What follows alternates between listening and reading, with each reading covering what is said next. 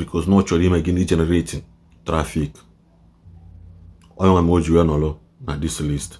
Then coming to number 7, Number 7 on that list bụ gịnị? Onye amụma arinji. Onye amụma arinji. Onye ka nọ na number 7. Because ihe ome o ji nọ number 7 is that na ihe niile bụ ihe ọma na-agbakasị n'arụ.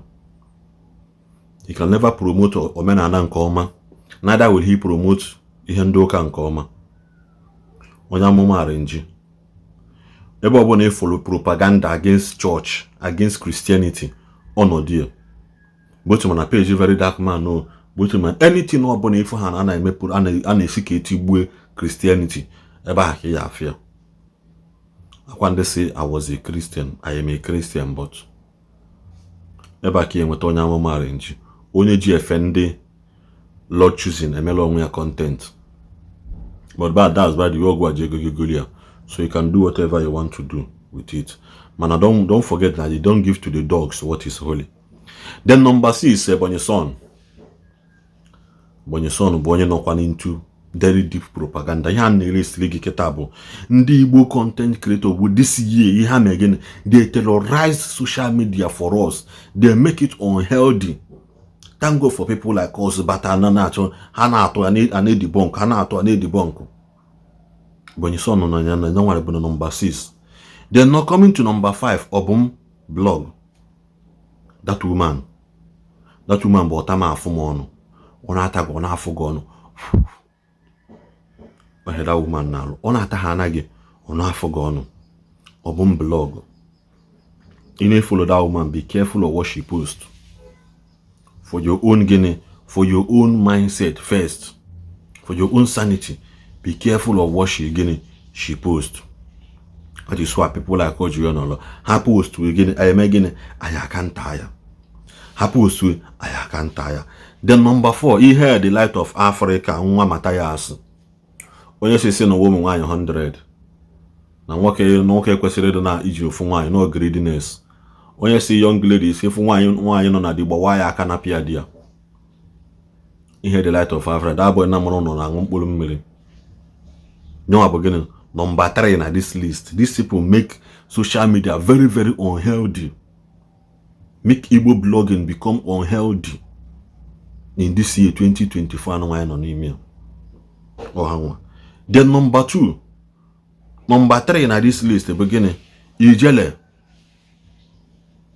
Udele nke mele arrest, yes. Udele nyelu nsogbu disi ye, udele nyelu nsogbu. Udele nyelu nsogbu disi ye o. That's why I found on nga. This is going to number 3 anong is that now. Ono na nga still. Ndo tiye kworozu ike. Mana mgbe afọ ze na mmili agafego gari. Na ma onye ọbụla jiwe megene lazy alo. Man ijele made things very, very difficult. Then number 2, bulu J-Park. J-Park so na ndị na-ebugharị propaganda na the social media. J-Park bụ onye icho ihe ọbụla J-Park post to go and check that in very well. Ọ bụrụ saga ọbụla ndị ụka. Ọ bụrụ saga ọbụla ndị ụka. Because now they believe that now they will keep twisting the head of people in order to get what they want. So in which the highest person ne push propaganda na ndị onye ji sageli Jimmy J-Park. Why one on number 2? Then number 1 bosi and again the online community nda na asị gị ride on nda bụ killers o nwa gbuli jele today. Onwa do salia. They are not telling all these people na mention o ebe anwa. They are not telling them gini. They are not telling them the truth. They believe in ihe nda ha med ha mma. Because na ha nwe agenda nke ha. They rally around somebody na ego ebe ha na-achọ. So that ka ha nwee ike use that person achieve ha na-achọ. Mgbe ijele na-ekwu maka Biafra, nobody paid him attention. Mana ozugbo bịa kwuwe maka church, ndị hate Zion ministry, bazi ijele n'azụ, soluzi ijele ka ha kwatu ihe ha na-eme. Ozugbo ha fụ na ijele adaga onye ọbụla lipu ọsọ. N'ọbụla lipu ọsọ na-achị yakwa back to their former base, ebe ha base. So you na-enecha this list, na-enecha this video, ọ bụrụ na the list adịrọ complete. Chọọ onye ọzọ ya add na the comment section. Add ya na ha ka nkụ, mana nke a bụ nke gịnị, nke nchetenwu on my own. I'm going to add ya. You know, but no use to add mention on na comment section in as much as na ha may gini na ha may place the unconducive for you.